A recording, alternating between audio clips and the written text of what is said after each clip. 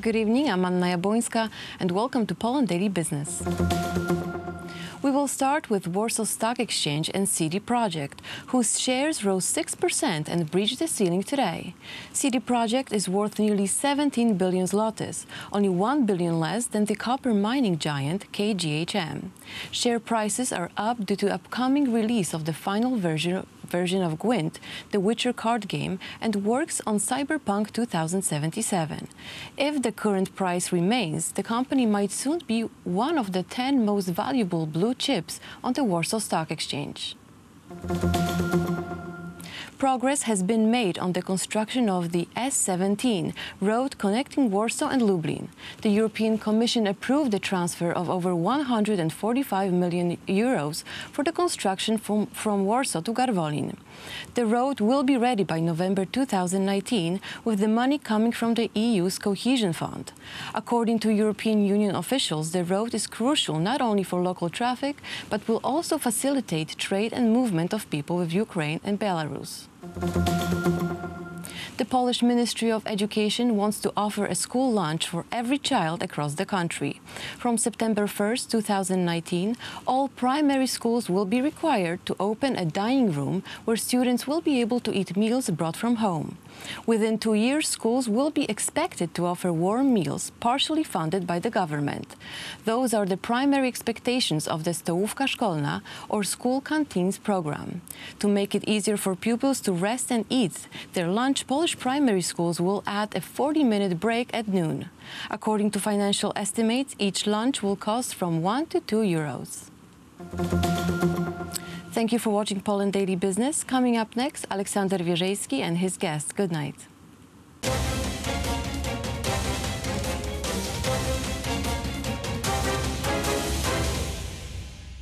Poland Daily Business tonight. Professor Zbigniew Krysiak, Warsaw School of Economics and Institute of Schumann Stotzer. Welcome to our studio. Nice to be here. Thank you very much indeed. We will speak obviously about yesterday's appearance in European Parliament.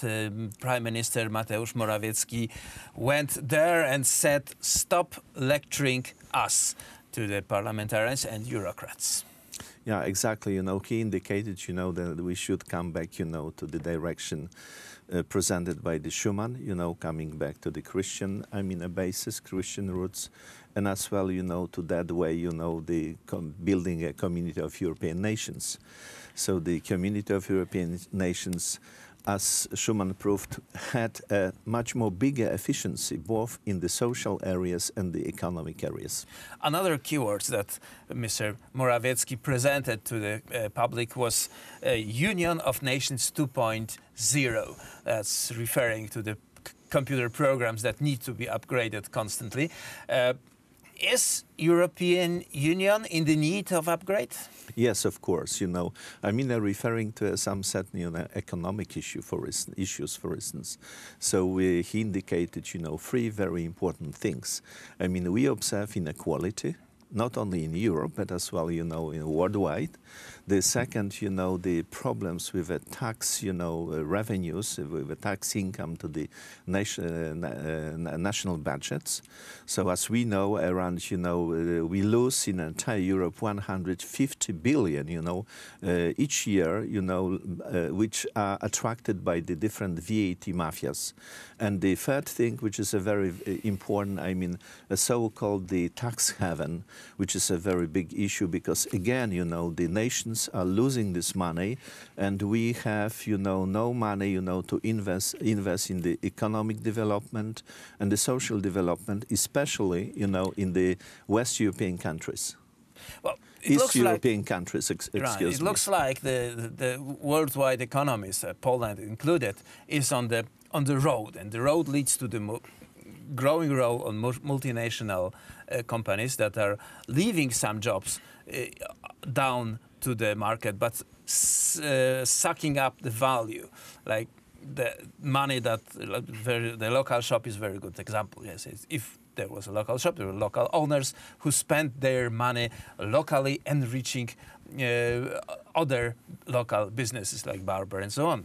Now, instead of owners, they are employees of the huge corporations, and their income, disposable income, is significantly less than in other businesses. If we go to the country side, the multinational companies are generally using all the opportunities. They have legal teams. They can really avoid paying taxes in many countries.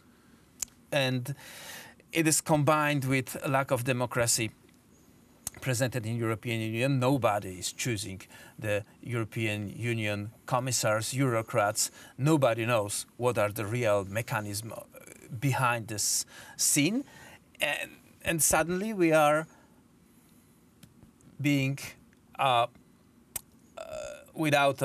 left without of democracy and without of a possibility to generate income. Yeah, exactly. This is a very important, issue and the problem. The Prime Minister Morawiecki indicated, the corporations, as you said, they are sucking the money.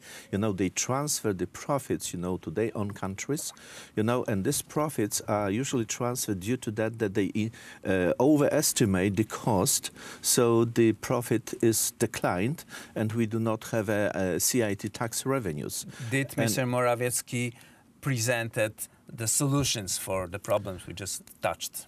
Oh yes, he, indicated these solutions both in the VAT area and the CIT. He showed, indicated the example of Poland, where we have a very big success. Declining, this, losses in the VAT taxes by double, for instance. And as well, he, indicated that the cooperation in the entire Europe should happen.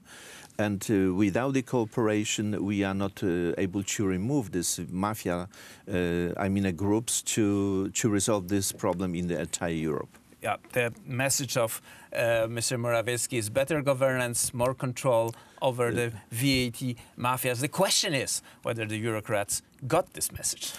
I'm not sure, because remember, they are big money, This, issue takes, over decades, and they are aware, but, they are businesses behind that. There are big lobbyists, working in the Brussels, I know. If you don't know what's going on, around follow the money. 15,000 of different, entities as lobbying different kind of economic things are located in the Brussels.